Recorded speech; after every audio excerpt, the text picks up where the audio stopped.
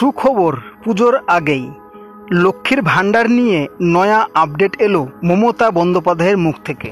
তো কি আপডেট এসেছে আপনাদেরকে জানাবো বিস্তারিত এই ভিডিওতে। তো পুজোর আগেই বড় খবর, লক্ষ্মীর ভাণ্ডার নিয়ে নয়া আপডেট সামনে এলো। বর্তমানে এই প্রকল্পে সাধারণ শ্রেণীর মহিলারা মাসে 1000 টাকা এবং তফসিলি জাতি ও উপজাতি শ্রেণীর মহিলারা মাসে 1200 টাকা করে ভাতা পাচ্ছেন।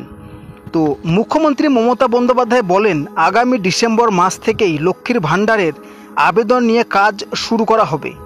সেই সঙ্গে জানান, লক্ষ্মীর ভাণ্ডার প্রকল্প রূপশ্রী কন্যাশ্রীর জন্য 60,000 কোটি টাকা খরচ করা হয়েছে। ইতিমধ্যেই বাংলা 2 কোটির অধিক মহিলা লক্ষ্মীর ভাণ্ডার প্রকল্পের সুবিধা পাচ্ছেন বলে খবর। তো মুখ্যমন্ত্রী মমতা ব্যানার্জি বলেন যে বেশ কিছু লক্ষ্মীর ভাণ্ডার এখনও পড়ে রয়েছে, সেগুলি পুজোর পরে পেয়ে যাবেন। পুজো হয়ে যাক, ততদিন আমরা সেগুলো রিভিউ করে দেখে নিই বলেছেন মুখ্যমন্ত্রী। তার কথায় ডিসেম্বর মাস থেকেই লক্ষ্মীর ভাণ্ডারের জন্য আবেদন নিয়ে নতুন কাজ শুরু করবে। লক্ষ্মীর ভাণ্ডার এবং কন্যাশ্রী ও রূপশ্রী প্রকল্পের জন্য আমরা 60,000 কোটি টাকা খরচ করেছি।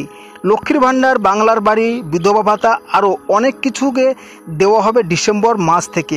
সুতরাং যে প্রকল্পগুলো পেন্ডিং রয়েছে সেই সব প্রকল্পগুলিকে আবারও ডিসেম্বর মাস থেকে কিন্তু চালু করা হবে। ইতিমধ্যে 2,15,00,000 মহিলাকে 40,000 কোটি টাকা লক্ষ্মীর ভাণ্ডারের হিসেবে দেওয়া হয়েছে। তো রাজ্য সরকারের এই স্কিমের দ্বারা উপকৃত হয়েছেন বাংলার বহু মহিলা।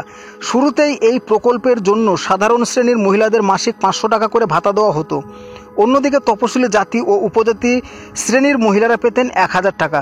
সম্প্রতি আরজিকর কাণ্ডের আবহে এই প্রকল্প নিয়ে একাধিক চর্চা শোনা গিয়েছে, এমনকি এই স্কিমের বন্ধর গুঞ্জনও শোনা গিয়েছে। তো বুঝতে পারছেন, তো এই আরজিকর কাণ্ডের জন্য লক্ষ্মীর ভাণ্ডার এসব প্রকল্পগুলি বন্ধ হয়ে যাবে এমনটা কিন্তু গুজব ছড়ানো হয়েছিল। তবে সেসব জল্পনার জট কাটিয়েছে ইতিমধ্যেই। তো জানা গিয়েছে লক্ষ্মীর ভাণ্ডার যেমন চলছিল ঠিক তেমনই চলবে।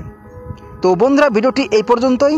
কেমন লেগেছে জানাবেন, ভালো লাগলে অবশ্যই চ্যানেলটিকে সাবস্ক্রাইব দিয়ে পাশে থাকবেন।